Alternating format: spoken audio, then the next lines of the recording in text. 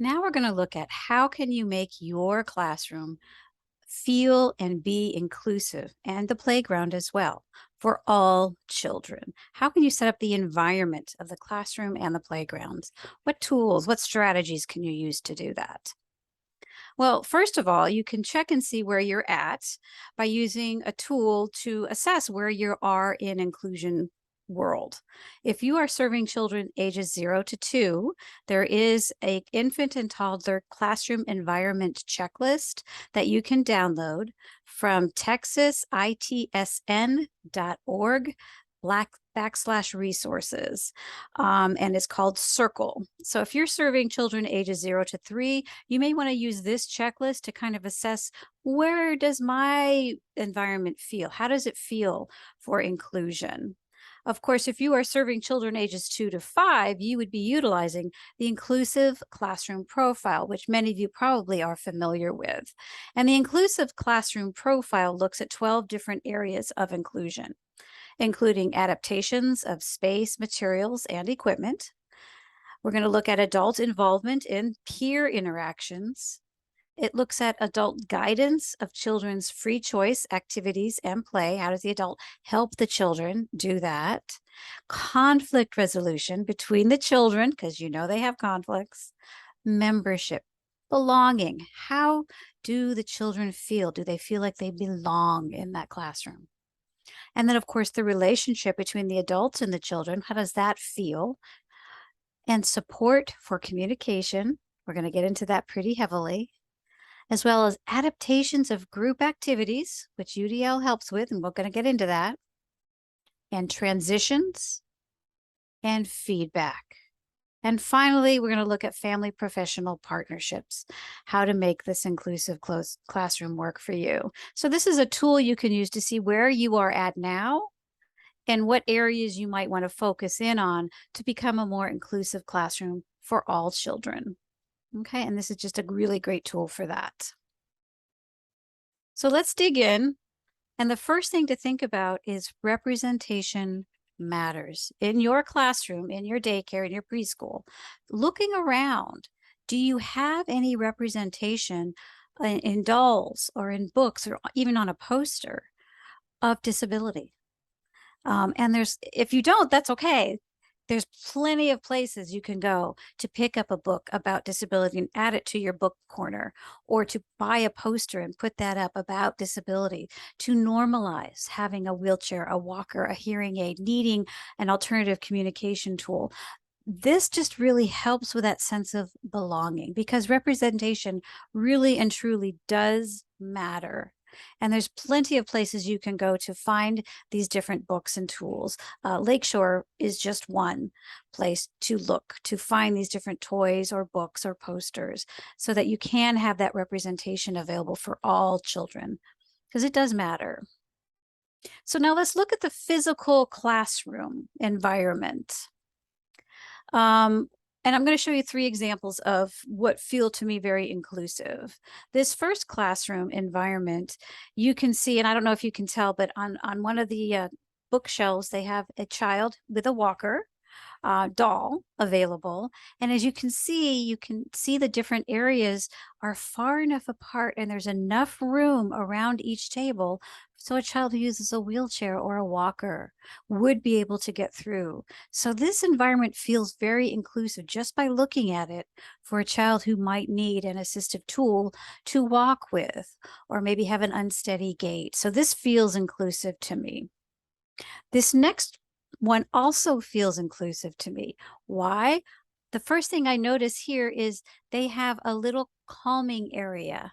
You can see the 2 chairs, you can see the little umbrella over it, and you know that's their calm down and relax area, which I love that it's right there for all to see. And this classroom is also wide open, lots of room around the different things, and it has something called flexible seating. Children can choose where they're most comfortable sitting so they can be most successful.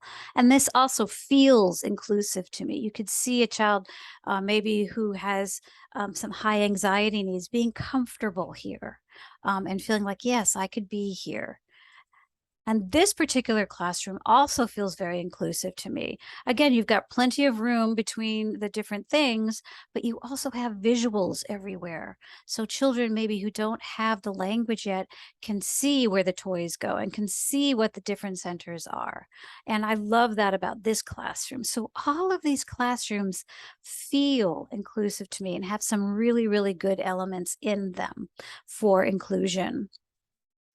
Some other things you can think about in your classroom is, and this is from the first thing here is a picture from everydaycvi.com. And if you are working with a family maybe who has a child who has vision concerns or cortical visual impairment, this is a very simple thing that they did here is they put a little black area rug down and put a black felt above it, and they put some brightly colored toys in front of it.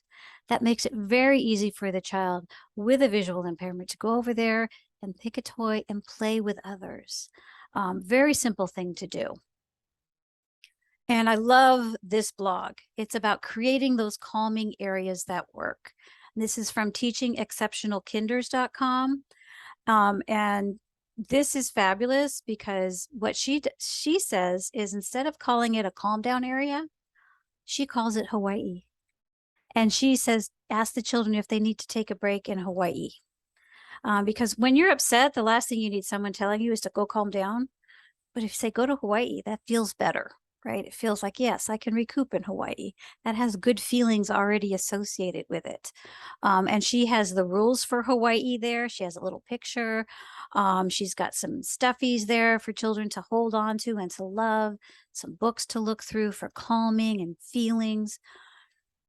It's a fabulous website and blog, and I really recommend you take a peek at what she's done to create that calming area in her space. And the other really important thing that I think all classrooms should have, besides the calming area or Hawaii, is visual schedules and visual timers. A visual schedule helps children who may be new to your school, your program, or who may have attentional issues or not understand what you're telling them about the schedule. It gives them a concrete thing they can go back and look to see what's next, what's coming, what's expected of me, so that they can prepare themselves for the day. And it's just really, really helpful for all children, especially 0 to 5, to have that concrete visual schedule available to them that's gone over every morning. This is what we're doing today with the pictures, you review it, and then they can go back and have that reference should they need it. The other thing I think all classrooms should have are visual timers. And why? Because children aged 0 to 5 have no concept of time. You tell them 5 minutes, it means nothing to them. They don't have enough reference in their life for that. A visual timer gives them a visual reference for time passing. So when you say, we have 5 minutes, and you're going to turn over the sand timer if that's what you're using, or in this case, I've got pictured a time timer. When you say the red is all gone, then it is time to start the next activity. It gives them a visual reference for time passing, and that can really help all the children with those transitions. Now let's go out to the playground. I know a lot of you probably have very little say over how your playgrounds look, but here's kind of 2 examples of playgrounds you might typically see. In this first example, you see that we have a playground that is on bark, right? And if you have a playground on bark, you need to think, how is a child maybe who uses a walker or a wheelchair gonna get over to that playground? And this particular playground, though, does have some really good things in it, in that it has drums out there so that kids who can't climb can still participate and play with each other, which is fantastic. And same with the second playground over here. You've got it's a ramped playground, but it has activities low. So children who can't climb and can't do can still play with their friends. So when you're looking at the playgrounds you have available to you, think about having something for those who maybe can't climb up yet, don't have those skills. Some other things to think about is putting in the ramps, right? How are they going to get to the playground if they have to come up over a step? So you can get some easy access folding ramps for that. You can also think about the walker wagons. And I love these because you can put heavy objects in the front of the wagon, And then the child can walk, maybe who's not quite steady on their feet yet, can still walk and participate and play and run with the kids. Fabulous idea. And it's a toy. So there's a lot you can do with these wagons. You may also want to consider putting a core word board out on the playground. And this is really helpful for so many children when they're having conflicts or if they are nonverbal still.